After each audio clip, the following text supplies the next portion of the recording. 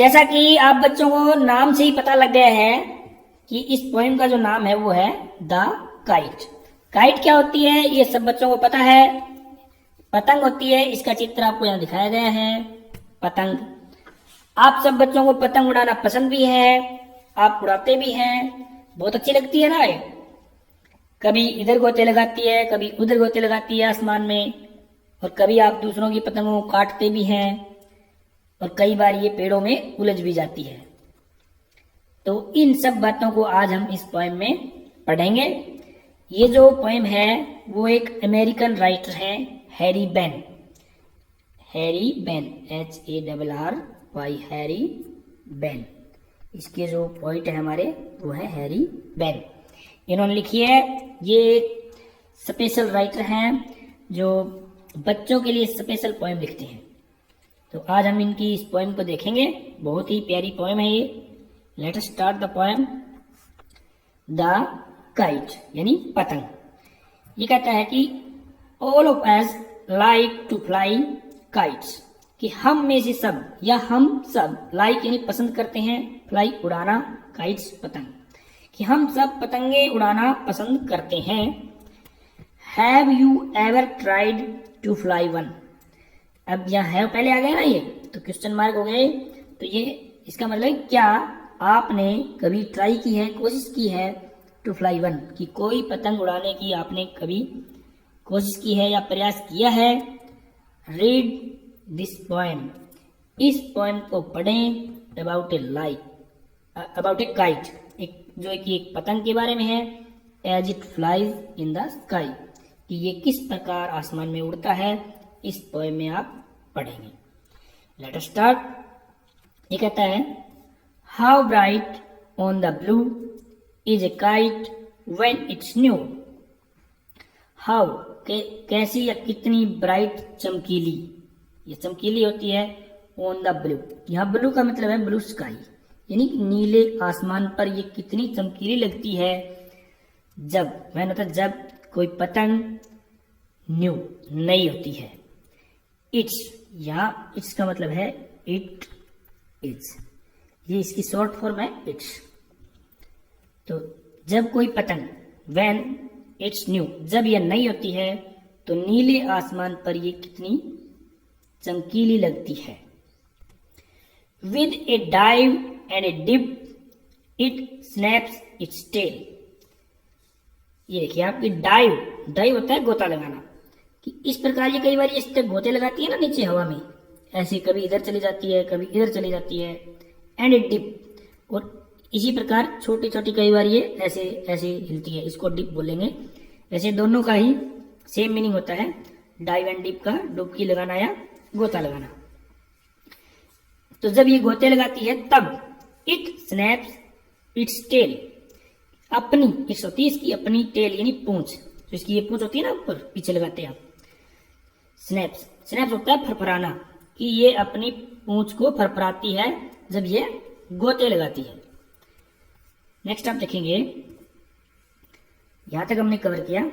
फिर ये कहता है कि देन, फिर सोर्स लाइक ए शिप, कि ये जो पतंग है वो एक शिप की तरह सोर्स करती है यानी ऊपर चढ़ती है।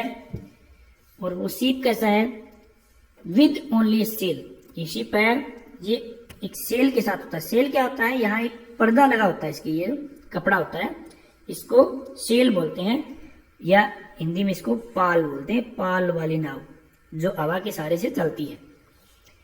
तो जो ये शिप होता है ये इस पाल के सहारे चलता है। और क्या होता है, एज ओवर टाइड्स, टाइड्स होते हैं जो समुद्र के अंदर लहरें आती हैं ऊंची ऊंची, उसको हम टाइड्स बोलते हैं। इस तरह ये लहर आई है, देखो इसके ऊपर एकदम चढ़ेगा ना ये, तो एकदम ऊपर उठ जाएगा ये। इसी प्रकार ये जो पतंग है वो भी ऊपर उठती है। कब उठती है, ऑफ विंड इट राइड्स, कि जब ये किसी हवा के ऊपर सवारी करती है तब ऊपर उठती है। कब, climb to the crest, crest होती है ऊंचाई, यानी पूरी ऊंचाई पर ये चढ़ जाती है। Of a gust and pulls, gust होता है हवा का झोंका, जब कोई हवा का झोंका इसे पुल करता है, खींचता है, तब ये क्रेस्ट यानी ऊंचाई पर चढ़ जाती है। कैसे चढ़ जाती है, जिस प्रकार एक शिप अपनी सेल के साथ लहरों पर चढ़ जाता है, उसी प्रकार ये हवा पर सवारी करती हुई ऊपर चढ़ जाती है पतंग। तो यहाँ इसकी शिप के साथ तुलना की गई है हमारी पतंग की। नेक्स्ट हम देखेंगे,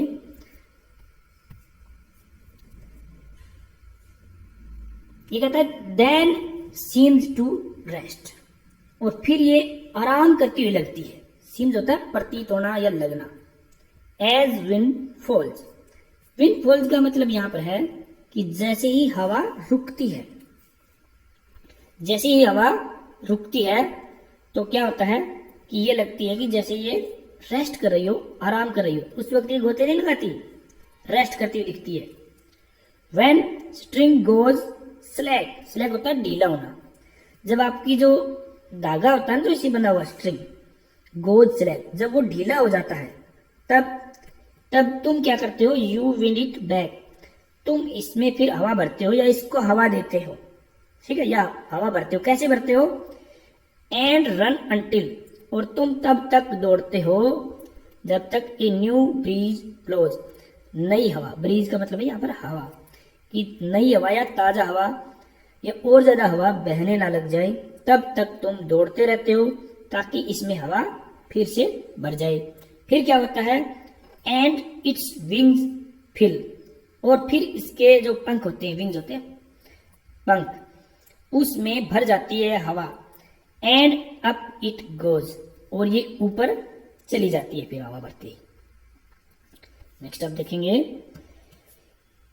how bright on the blue is a kite when it's new, कि कितनी चमकीली होती है जब ये नीले आसमान पर कोई पतंग नई होती है। ये जो शुरू वाली लाइनें थी वही दोबारा इसने दे दी है कि कितनी चमकीली होती है पतंग जब कोई ये नीली होती है, नई होती है, तब नीले आसमान पर कितनी चमकीली लगती है, ये आपने देखा होगा।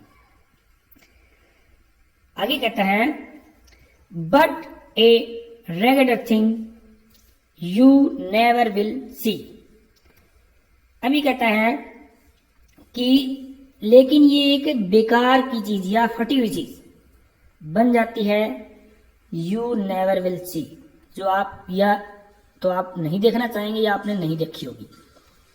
When it flaps on a string, जब ये किसी रस्सी पर फ्लैप्स यानी फड़फड़ाती है, अपने स्ट्रिंग होता है धागा उसका, उस जो उलझ जाता है पेड़ों के अंदर।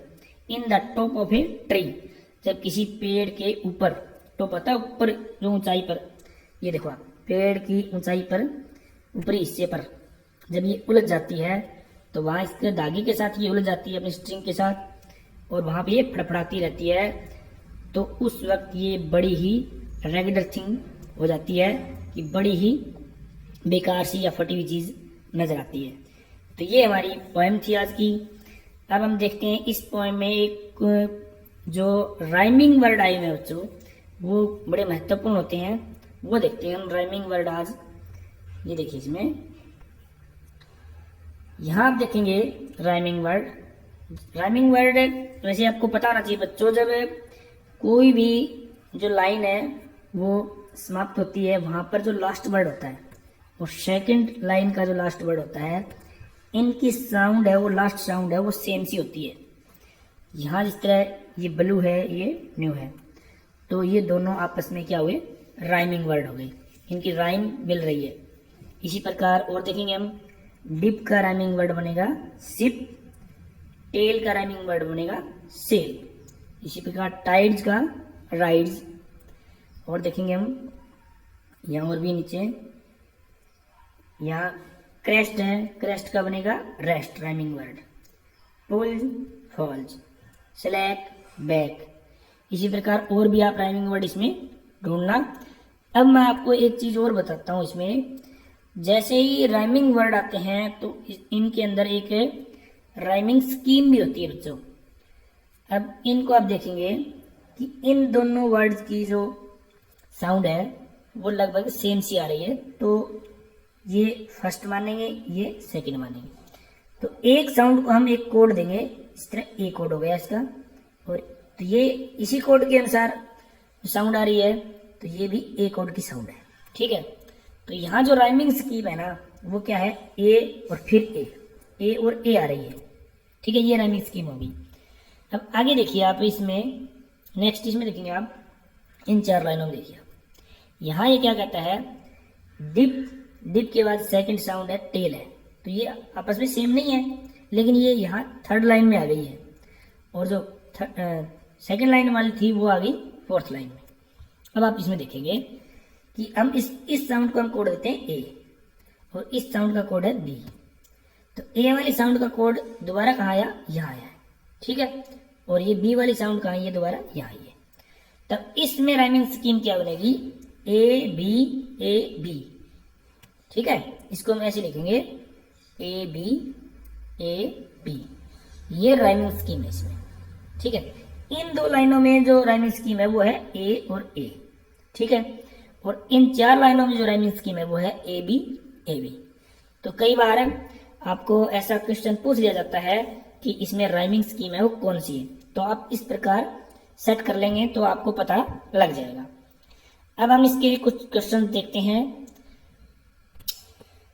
तो जैसे ही आप इस पोएम को समाप्त करोगे तो लास्ट में आपको इसके 2 क्वेश्चन मिलेंगे आपको, तो इन 2 का आज हम करते हैं। देखिए आप बच्चों, ये फर्स्ट क्वेश्चन है आपका, ये कह रहा है कि list out the action words in the poem, कि जो इस पोएम में एक्शन वर्ड्स हैं वो छांटने हैं आपको। यहाँ इसने 3 तो दिए, डाइव, डिप एंड स्नैप्स।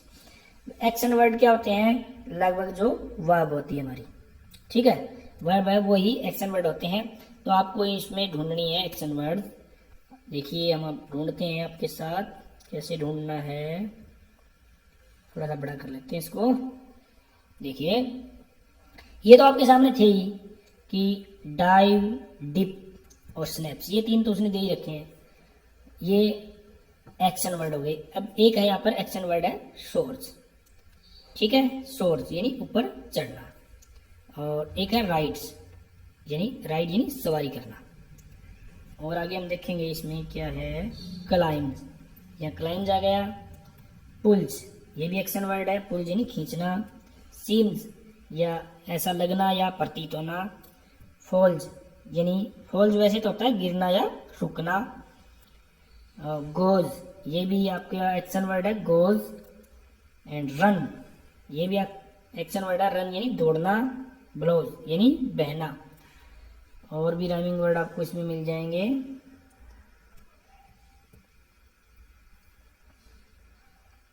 सी, ये भी राइमिंग वो एक्शन वर्ड है। और फ्लैप्स, ये भी एक्शन वर्ड है। 1-2 और भी मिल सकते हैं, आप ढूंढ लेना बच्चों। इसके अलावा जो आपका एक है सेकंड क्वेश्चन जो आपका है वो ये कहता है, इसमें एक दिया है इसने सिमिली।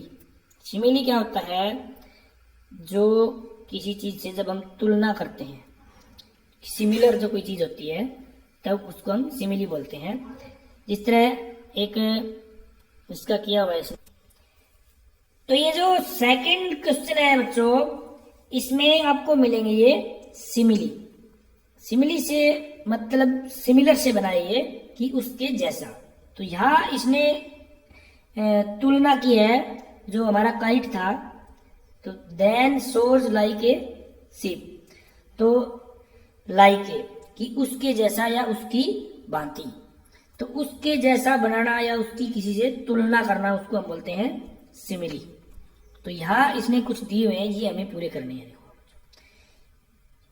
ये देखो आप, पहला इसमें कि he runs like a.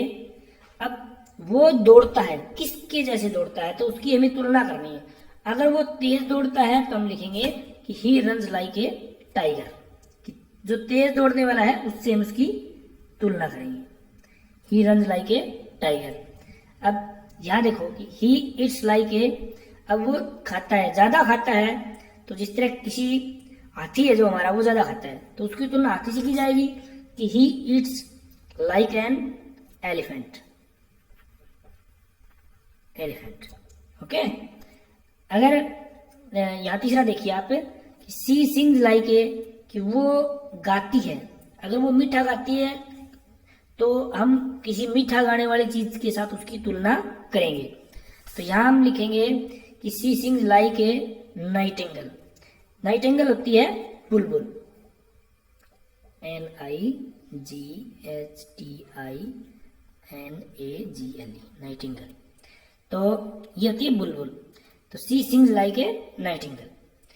It shines like, अब चमकना, अब कोई और चीज जो चमकती है उससे तुलना होगी इसकी कि it shines like a diamond या लाइक ए स्टार, कि ये तारे की भांति चमकता है या हीरे की भांति चमकता है, तो डायमंड लिखेंगे। इट फ्लाइज लाइक ए, अब यह उड़ता है, उड़ने की तुलना की जाएगी किसी चीज की, लाइक ए हॉक, कि एक बाज की भांति उड़ता है, या लाइक ए बर्ड, एक पक्षी की भांति उड़ता है। तो इस पोएम में आपने काफी कुछ सीखा बच्चों। This is the end of this chapter. Thank you. Okay.